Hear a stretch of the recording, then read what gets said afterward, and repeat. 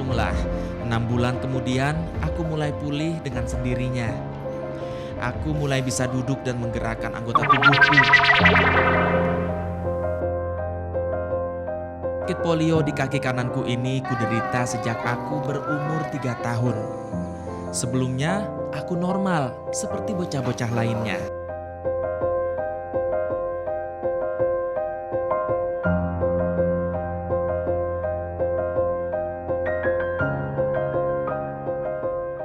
Saya suntik dulu aja Pak ya biar. Namun sebuah peristiwa mengubah hidupku.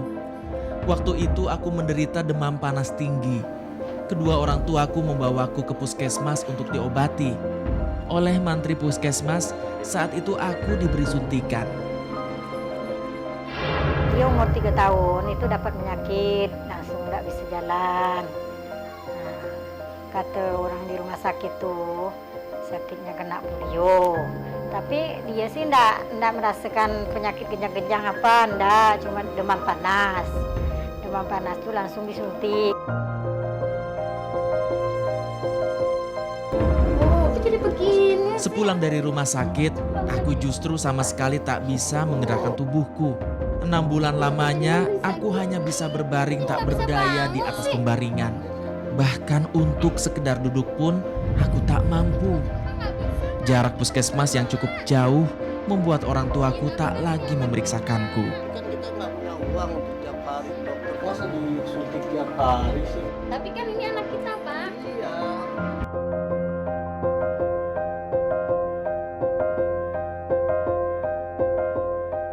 Maklum dulu keadaannya di rumah sakit tuh ndak ada, jauh. Kami itu kan diamnya di pelosok, langsung dia dapat penyakit. Jadi kami nih sebagai orang tua kan orang tua ndak punya, jadi bagaimanalah bawa dia berobat.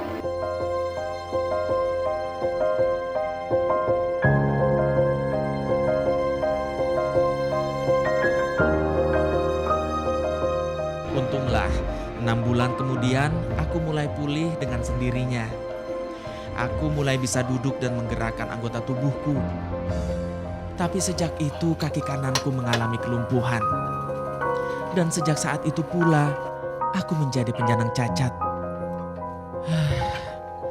Menjadi seorang penyandang cacat sama sekali bukan hal yang mudah. Kala aku mulai memasuki usia remaja, hanya karena cacat, aku sering mendapat perlakuan yang tak semestinya. Padahal aku merasa tidak perlu dikasihani.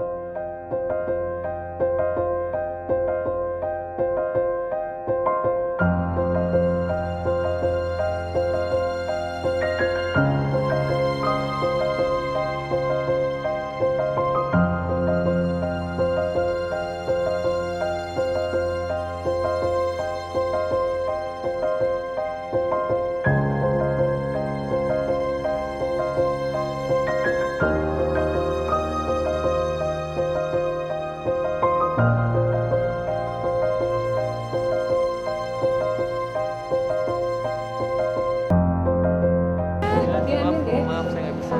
Ambil deh, nggak apa-apa buat beli minum. Nggak apa-apa. Saya memang cacat Bu, tapi saya nggak bukan pengemis.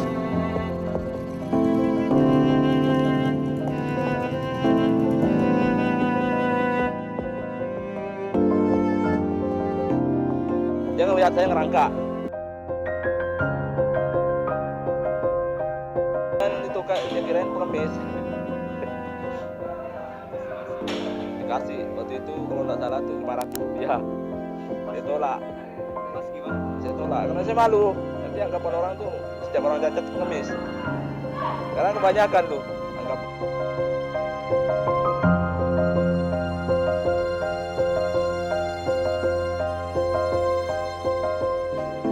Tak hanya itu, aku juga pernah mendapat perlakuan pahit saat mendaftar masuk sebuah STM kejuruan di Pontianak.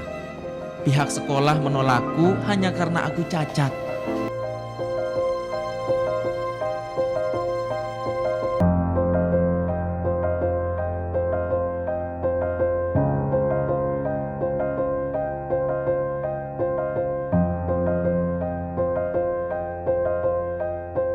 Penuh. Mereka menyuruhku mendaftar ke sekolah lain. Cari aja di tempat yang lain ya. Udah penuh.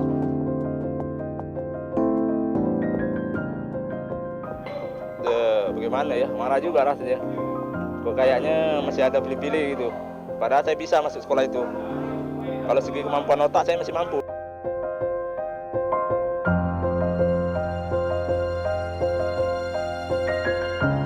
Aku akhirnya diterima bersekolah di Semea Muhammadiyah di Pontianak. Tapi memasuki kelas 3 Semea, aku tidak lagi melanjutkan sekolah. Kendala biaya. Bukan nggak mau melanjuti, kasihan juga orang tua, kadang-kadang pulang nggak ada duitnya.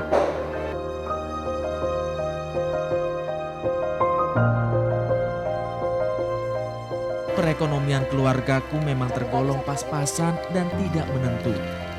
Jangankan untuk biaya sekolahku, sekedar untuk biaya hidup sehari-hari saja, orang tuaku masih harus bekerja keras. Orang tuaku bekerja sebagai petani ladang. Kami semata mengandalkan hasil ladang yang mereka tanam. Ya saya sebagai petani, bapak pun sebagai petani. Jadi orang petani nih, bagaimanalah sebanyak-banyaknya lah pendapatan orang petani. Manalah samanya kalau orang gaji pemerintah.